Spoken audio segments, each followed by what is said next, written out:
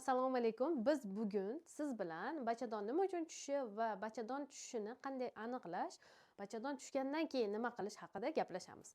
Demak, biz bachadon tushganmi yoki yo'qmi aniqlab olishimiz kerak. Siz o'zingizni ichki organizmi qayerda joylashgani yoki qanday tushib kelyapti bilishingiz qiyin, bilolmaysiz.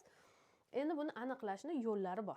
Mana bu rasmga e'tibor beradigan bo'lsangiz, bu rasmda sog'lom bachadon tepada o'z joyida turadi. Ya'ni barmoqlaringizni kirgizganingizda tegmaydi.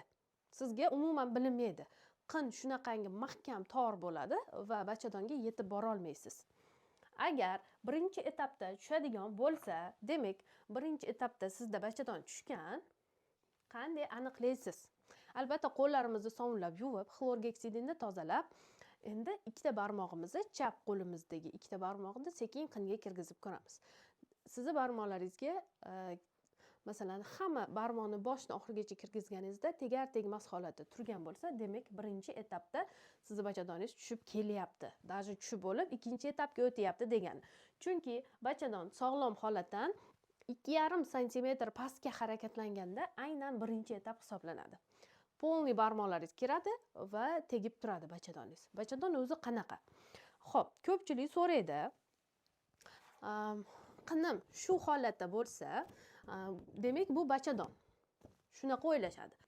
Bu holatda qin ko'rinishi rektitseliya, sistitseliya holati. Ya'ni qinni oldi devori va orqa devori g'ijimlanib pastga cho'zilib tushib qolgan.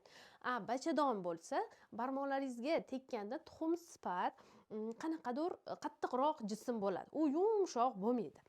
Demak, siz aniqlab oldingiz, birinchi etapda tushgan bachadon aynan barmoqlaringizni oxirigacha kirgizganda yoki oxiriga yetib bormasdan ikkinchi bo'g'imdan keyin tegishi ham mumkin. Xo'p, endi ikkinchi etap qayerdan boshlab qayergacha? Ya'ni 2,5 santimetrdan уже o'tishni boshladi. 3 santimetr уже qin yo'liga yaqinlashib yurib kelyapti bachadon. Bunda endi ikkinchi etap boshlandi. 2,5 santimetrdan keyin ikkinchi etap boshlanadi. Ikkinchi etap to qin og'zigacha bo'ladi. Qinni og'zigacha, ya'ni barmoqlaringiz kirgizganingizda ikkinchi bo'g'imigacha tegsa ham ikkinchi etap hisoblanadi, birinchi bo'g'imigacha tegsa ham ikkinchi etap hisoblanadi. Chunki ikkinchi etapning boshlanishi oxirgi zonasi bo'ladi. Aynan ikkinchi etapda qinni orasida yuradi, lekin qindan tashqariga chiqmagan. Endi uchinchi etapda qanaqa bo'ladi? Uchinchi etapda уже bachadon, mana rasmda ham ko'rsatilgan, qindan mo'ralab chiqib qoladi. Ya'ni aynan shu holatda lekin bundan kichikroq holatda qindan ko'rinib qoladi. Bu holatni ko'rdingiz, ya'ni rektitseliya, sistitseliya holati hech qanaqa teshikcha yoki bo'lmasam ko'rinish boshqacha, teshikcha yo'q. Bunda bo'lsa kichkinagina teshikcha va atrofi qattiqroq go'sht. Ya'ni bu 3-etap hisoblanadi. Endi 4-etap qanaqa bo'ladi deyiladigan bo'lsa, 4-etapda qindan уже 2,5-3 santimetr tashqariga ancha chiqib qolgan bo'ladi. Mana bu holatda bu rasmda aynan shu narsa ko'rsatilgan. Qindan 2-2,5 santimetr, даже 3 santimetrgacha chiqish holati aynan 4-etap hisoblanadi. Xo'p, birinchi etapda biz nima qilishimiz kerak? Mana 4-etapga olib bormaslik uchun biz nima qilishimiz kerak? Biz aynan birinchi etapdan boshlab уже tushayotganini sezdik. Barmoqlarimiz oxirigacha yo tegar tegmas yoki tegadigan holatda turibdi. Demak, birinchi etapda bachadon o'zini o'rnidan siljib pastga qinga yurib kelyapti. Bu holatda albatta interfitness mashqlari bilan shug'ullanishingiz kerak. Chunki bachadonni tez orqaga qaytarib yuborish iloji bor sizda. Endi ikkinchi etapda qindan tashqariga chiqmagan va qin yo'lida yuribdi, qin og'zigacha kelgan. Bu holatda ham sizga imkon beriladi. Interfitness mashqlari bilan bachadoningizni tepaga ko'tarib borishingiz mumkin.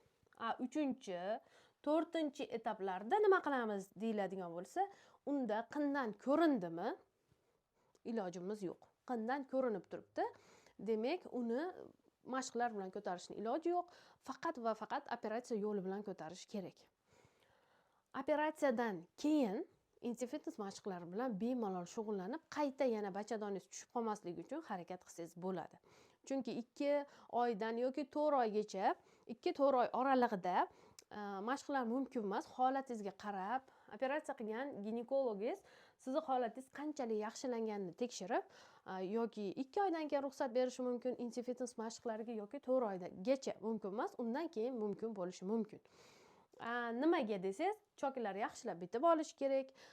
Sizda qanaqadir o'zgarishlar bo'ladi, tortishib og'rishlar yoki bo'lmasa qabziyat, shu choklarni yaxshi bitkizib olish uchun hammani organizmi har xil, bunga qarab shifokoringiz o'zi maslahat beradi.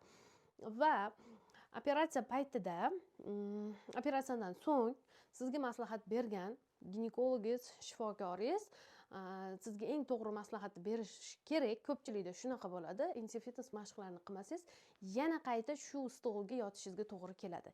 Yana shu holatga tez tushib qolishingiz mumkin deydi. Nimaga? Chunki intim zona keng, bachadon oson yurib kelgan. Shuning uchun ham uni ming toraytirib tikib qo'ygani bilan baribir sizda muammo bor. Elastiklik yo'q, intim mushaklaringizda cho'zilish bor. Shuni hisobiga yana qayta kengayish osonroq bo'ladi. Endi, xo'p, bachadon tushishini tushundik. Endi nima uchun tushadi bachadon deyilganda, shu savol tug'ilishi mumkin. Bachadon tushishiga asosiy sabab nima? Gormonal buzilish, qabziyat, aytaylik, sizni og'ir yuk ko'tarishingiz. Og'ir yuk deganimizda prosta farzandingizni ko'tarishingiz ham og'ir yuk hisoblanadi. Ham gavdangizni egibroq yurishingiz ham og'ir yuk hisoblanadi. Siz qachondir bir chelak suvni ko'tarishingiz emas. Gavdani oldinga egib yurishingiz ham og'ir yuk. Gormonal buzilish deganda gormonlaringiz shunaqangi buzilib ketadiki, estrogen gormoningiz ortib ketadi. Buni hisobiga qinda elastiklik yo'qolib, tez cho'zilib ketishi mumkin. Qarang, gormonal buzilish bo'ldi, elastiklik yo'qoldi, qin kengaydi. Endi plus qabziyat bo'lsangiz, qabziyat sabab axlat ichkariga to'planib, keyin kuchangingizni reski kengayish holati bo'ladi. Organlaringiz yana ham pastlash holati bo'ladi. Xo'p, gavdamizni pastga egib yurishimiz bo'lsa, bu doimiy nagruzka, doimiy og'irlik tushish, ichki organlarimiz pastga doimiy itarilib turishi degani. Ba'zi ayollarimiz korsetlardan foydalanishadi, gavdasini tekis qilishga yoki bo'lmasa qorinni ketkazish uchun korset taqishadi. Bu korsetlar ham ichki organlaringizga shunaqangi bosim beradi. Bu bosim endi pastga tortilishni boshlaydi. Mana qarang, qorinda to'planyapti, pastga kuchli bosim beryapti.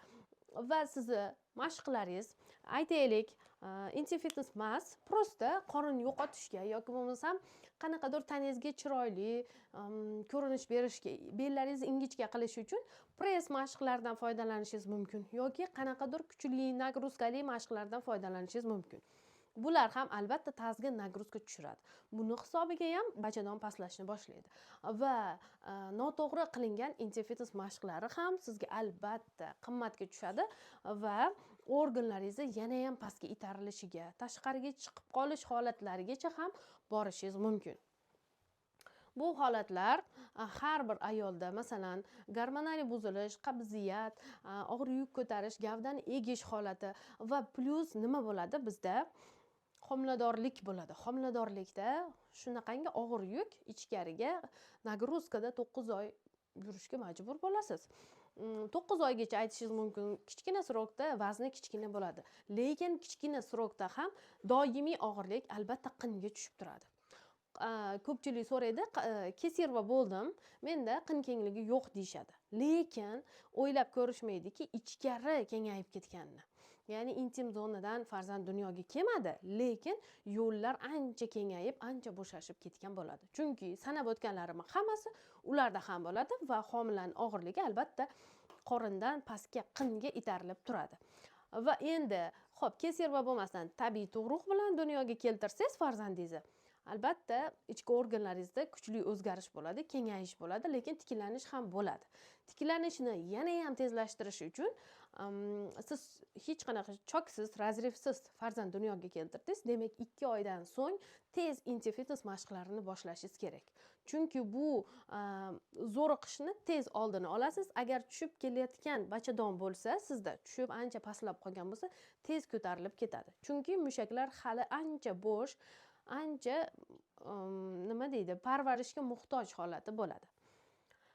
Azizlarim, sizlarda bachadon tushishi bo'lsa, qaysi etapda bo'lsa ham, aytaylik 3-4 etapda bo'lmasa, tavsiyam Interfitness bilan shug'ullaning. O'zingizni sog'ligingiz uchun o'zingizni yaxshi ko'rib mashqlarni qiling.